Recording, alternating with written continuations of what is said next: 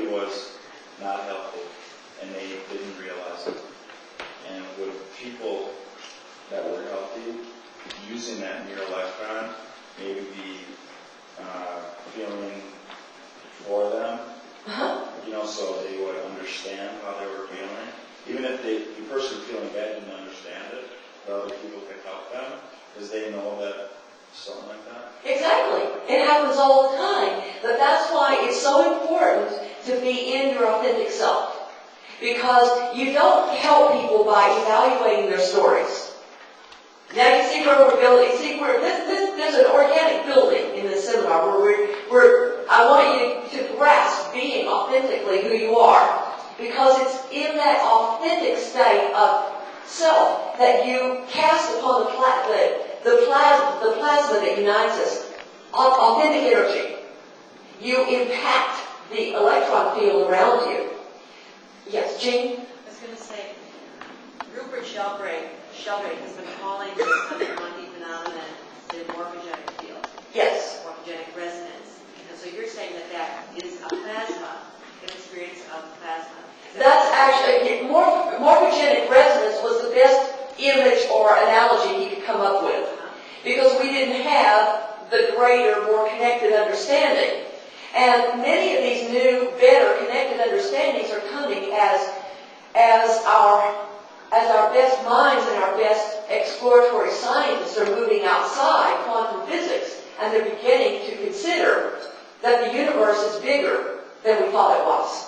And that it's explainable, not just that it's bigger in the mystical sense, but it's actually explainable from these other directions. So look for great, amazing revelations in the next 10, 20 years.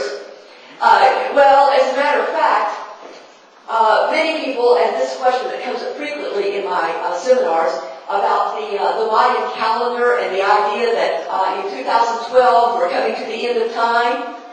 Well, I think that's as far as our limited perspective of time will extend. I think we will have the accumulated knowledge by 2012 to never again think in terms of linear time. It won't be the end of our time. It will be the end of limited, structured, sequential time that has hostaged us and restricted us so that we could not go beyond these limitations. Yeah. And therefore it takes us out of cause and effect. It takes us out of cause and effect. Or at least out of the dysfunctional entrapment in it. I think that within the microcosms of activities, there will always be a certain amount of cause and effect. But maybe not even then. There are people doing just absolutely amazing things. Just transforming reality right now. Yeshua is not the only one that ever created miracles. And he was very careful to make it clear that he did not come to the earth just to demonstrate his ability to perform miracles, because many people have done that. He really wanted to perform the greater miracle of getting us out of our limitations, out of our limited thinking, out of our restricted, judgmental behavior. Is there a better form of energy to put forward in this plasma field? I mean, there's thought, there's verbiage, there's meditation, prayer, actions, I mean, is any one any more significant, or anyone that take more bearing over another one, or?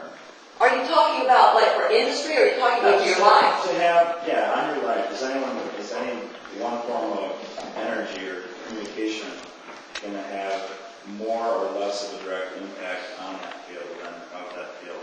Yes, there is. Can you hold that question until we get to another subject? There is, and I'm going to demonstrate it to you. Fran, hi. Hi. One of my awarenesses is that all our training has been in particular manner, and where we were specific in counting and measuring and that's not relevant when you speak of these other dimensions at all.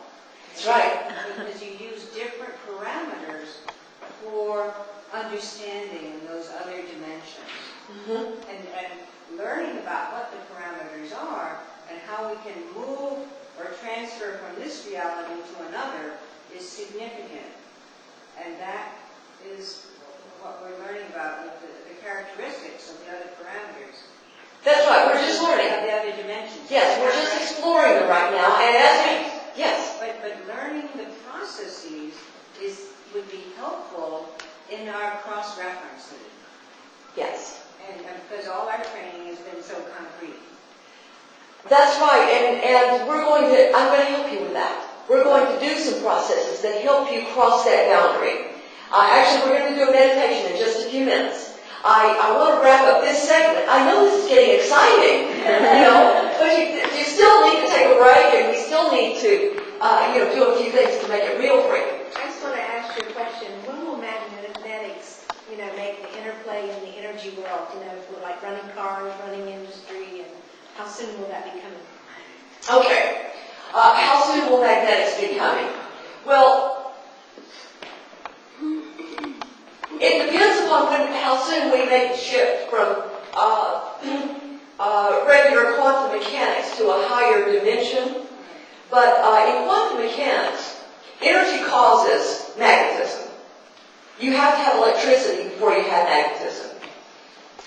And if you have to have electricity before you have magnetism, then you have to honor and work with the second law of thermodynamics, which involves entropy. In other words, and the law of conservation. In other words, it takes as much energy to create the same amount of energy. It's just a question of what form of energy you want. You just make your choice about what form of energy is least valuable to you, and that's what you put in the flame, and then what it produces is the energy that's most valuable to you. Okay? To boil it down to something, to just a practical metaphor, that's what we're doing. We're just shuffling the cards and deciding what we prefer to waste and what we prefer to harvest. But that's only if we're using the elements confined to one membrane of the universe. What we are actually discovering, and I want to